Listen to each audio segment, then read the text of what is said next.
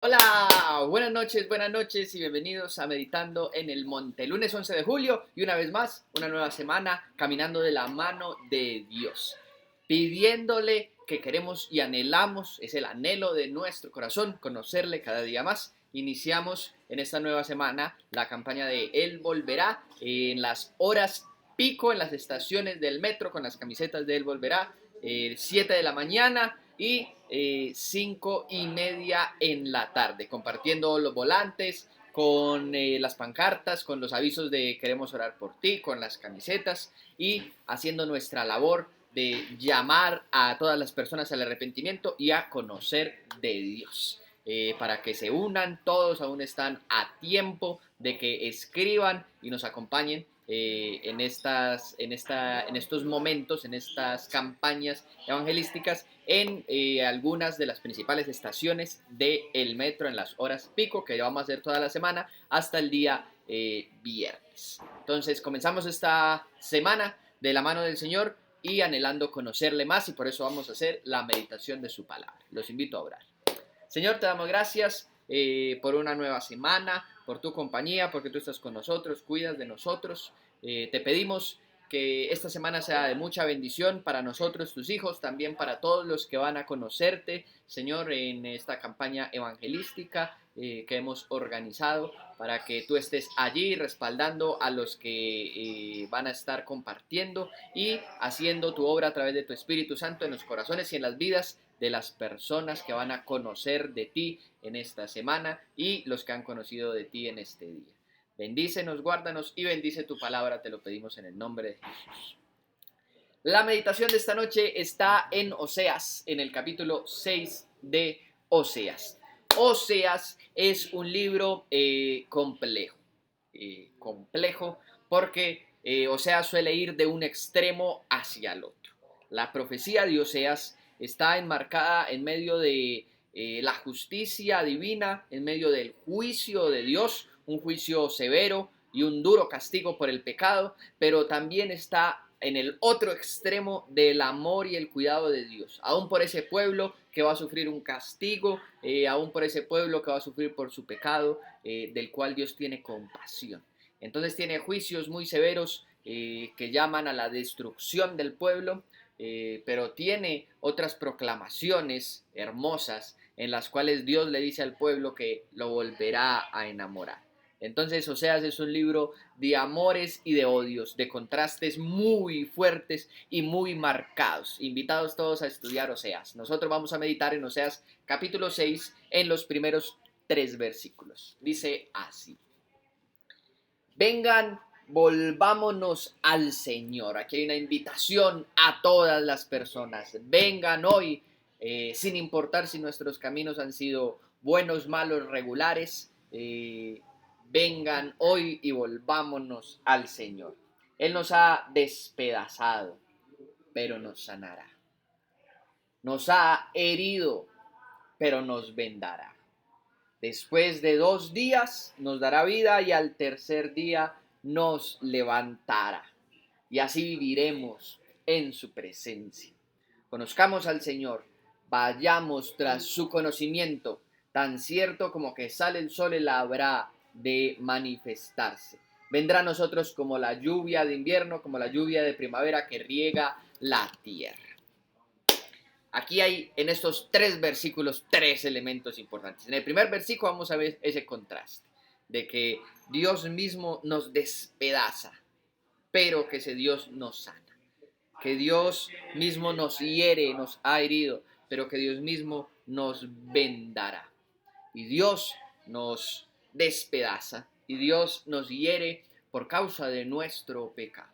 Dios es amor, Dios es misericordioso, sus misericordias son nuevas cada día, pero se nos olvida que también Dios es justo y que la paga del pecado es muerte y separación de Dios, y que por los pecados del hombre hay consecuencias. Dios mismo se encarga de impartir justicia, y normalmente Dios es clemente y compasivo. La misma palabra dice, Él es lento para la ira. Pero como el ser humano, usted y yo solemos ser tercos, especialmente yo, solemos ser tercos y abusamos de que Dios es lento para la ira. Finalmente llega el reclamo de Dios, el justo juicio de Dios. Pero cuando es el mismo Dios el que hiere, el que despedaza, es el mismo Dios el que sana y el que venda. Dios no simplemente destruye, Dios destruye pero para volver a construir, como el alfarero de Isaías que hemos leído, que destruye el barro pero para volver a armarlo, ¿cierto? Esa es la visión de Dios, como Job, que Dios permite que sea destruido y todos sus bienes quitados, pero para que Job le conozca y para restituir muchísimo más todas las cosas que Dios tenía y todas las bendiciones que Job tenía y que Dios le había dado a Job. Dios mismo hiere. La segunda cosa que encontramos en el versículo 2 evidentemente apunta a Cristo y a su sacrificio.